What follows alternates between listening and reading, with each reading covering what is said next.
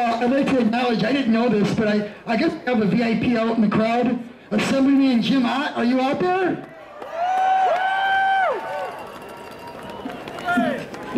If you want, we have some food left in the VIP area, and you're definitely one of them.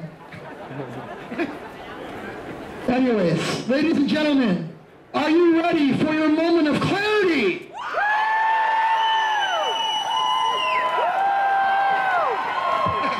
I knew that'd get you going.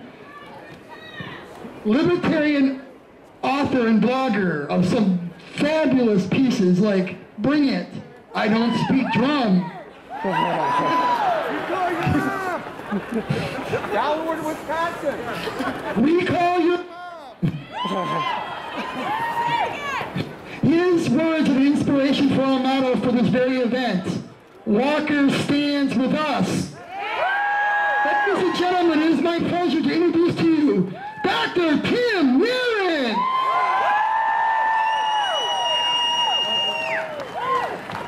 Thank you. Maybe I do the mic. Can you hear that? Yeah. Okay. And don't forget, recall your mom. Well, they did it.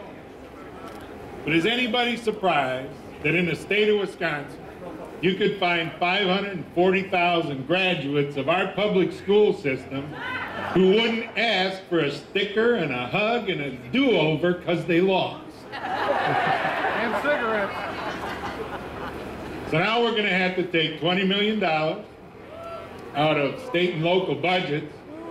And we don't get many chances to say this, so I don't want to let this opportunity pass me by. To all my liberal friends, oh, wait a minute, where'd you go? They couldn't even pull a full shift when it was only 3 hours long.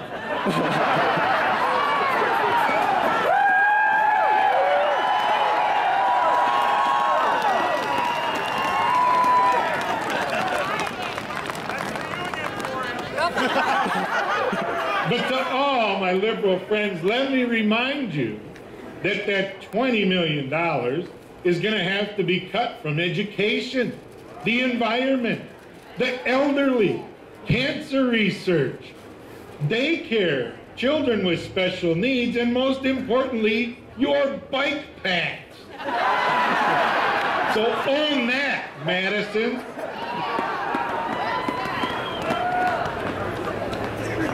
Now, they say they got 1 million signatures if you include all the Adolfs and the Mickeys and the other Dickies. But there's 4.3 million eligible voters in this state. That means that more, than 3.3 million of us,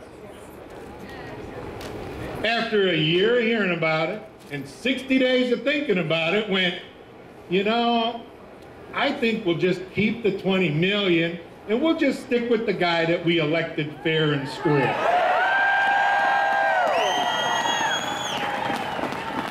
So what do I think of the recall?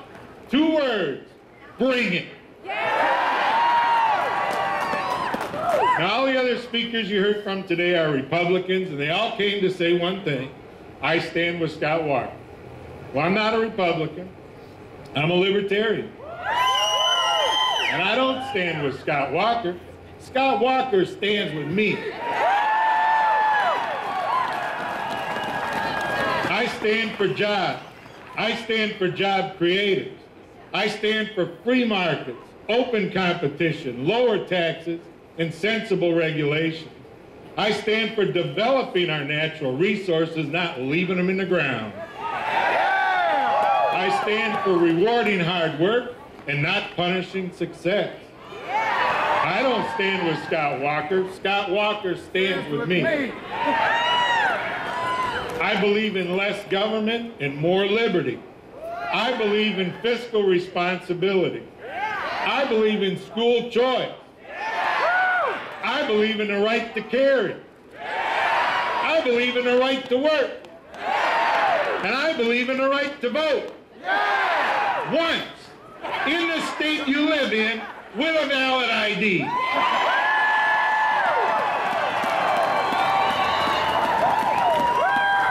I don't believe in Scott Scott Walker. Scott Walker believes in me.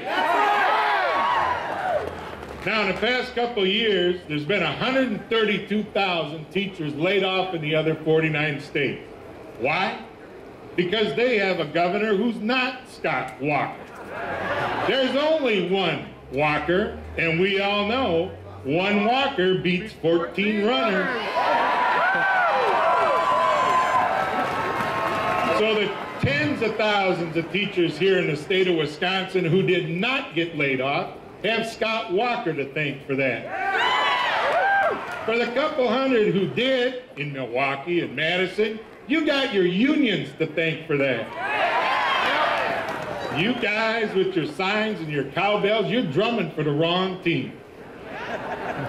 Now, if we Libertarians got a mulligan every time we lost an election, there would have to be a permanent department of voter nullification.